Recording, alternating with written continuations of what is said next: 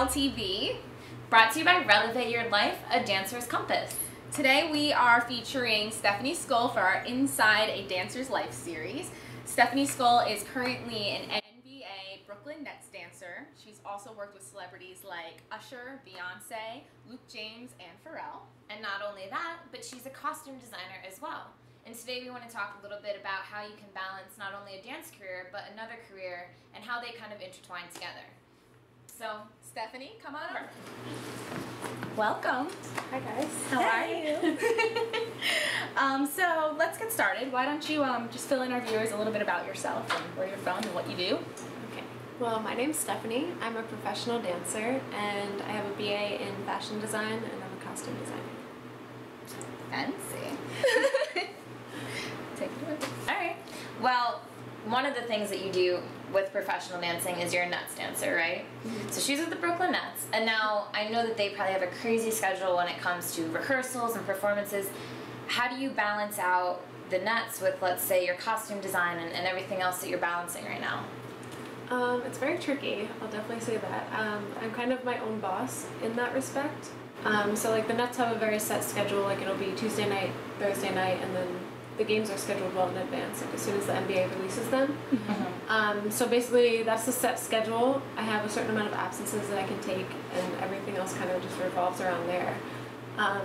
So with that, it's kind of like I just have to make my schedule day by day and be really on point with my time management, which doesn't always happen. Right. But yeah, it's kind of just a day-by-day thing. So not only outside of the Nets, you are still a professional dancer, you're still going out there and auditioning, you are with an agency, correct? Mm-hmm. Are you finding that a struggle? Are you going out as frequently to take on other gigs, or are you just kind of right now just balancing the Nets during their season and you worry about them on the off season?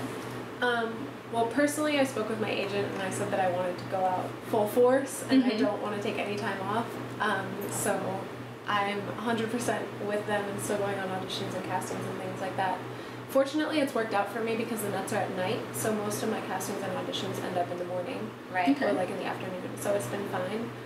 But I definitely have to be more selective with the types of jobs that I take. So, for example, if something is underpaid or if something is like for 5 months and they want me to start tomorrow, like I have to consider, you know, a respectful way to decline, or if I'm going to accept it, like I really need to make sure that if anything were to happen, I have to like, you know, be loyal and respectful to the companies that I'm still working with. I can't just drop the ball and be like, all right, peace out. Right. Right. And that's a big thing I think of advice to give to dancers in general is being respectful for the clients that, I guess that you would consider them clients, yes, because you're a subcontractor, that you're working with now. Because you are obviously freelance, but you don't want to just always pick and choose what you want to do at that moment. You have to have respect for them to be able to continue booking more work and creating that relationship and that network, right? Yeah.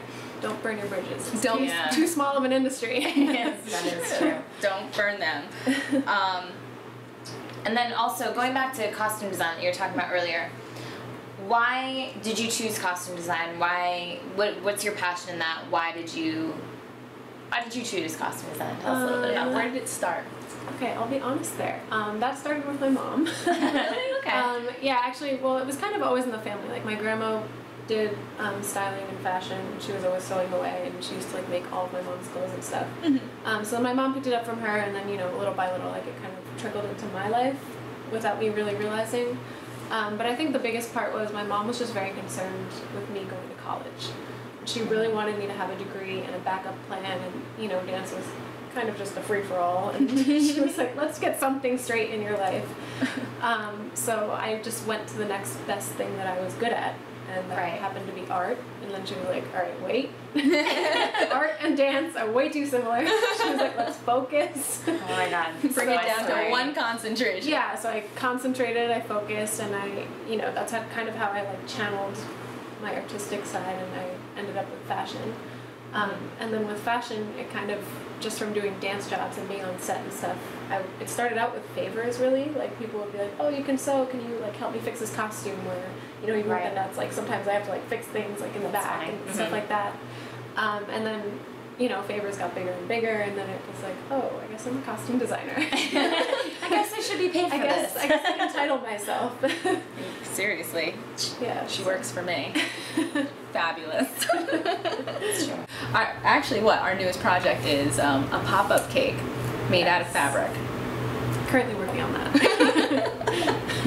That's so true though, but that's a good thing to think about is, and I know we've discussed this in a blog in the past, is that if you do have like another passion or something else that you're good at, it is a safe idea to have a backup plan because, you know, especially so much with dance, you have injuries or it's a scary thing. And I know me personally, I had an extremely similar story in that I was like, well, I want to be a dancer, but what else can I do? My mom was like, you need a backup plan, and mine was art as well, but I went with graphic design, whereas you went with fashion design, so it's kind of funny how that works. So think about that. Think about what's another career I could kind of go for that would translate into dancing, because, you know, I'm sure how many times, like, for you, that dancing and fashion design have been able to, you know, coexist or help you out in either way, or, you know. Yeah, exactly. So, to wrap things up, give us a random fact about yourself. Random fact.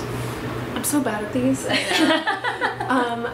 guess my most random fact is my favorite movie is Elf.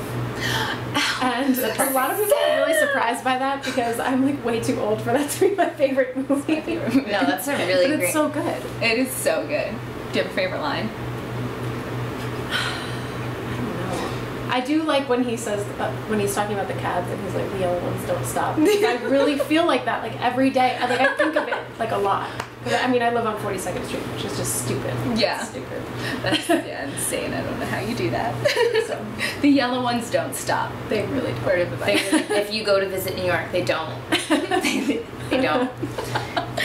And then what's some advice that you would give to an aspiring dancer? My biggest piece of advice is don't compare yourself to other people.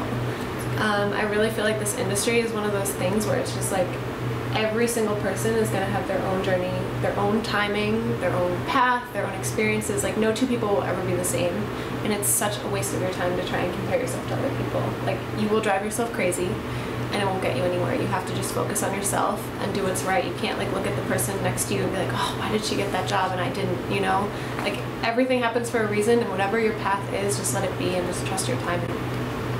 Perfect. That's amazing advice. No. Thank you, Stephanie. Of course, thank you guys. Yes.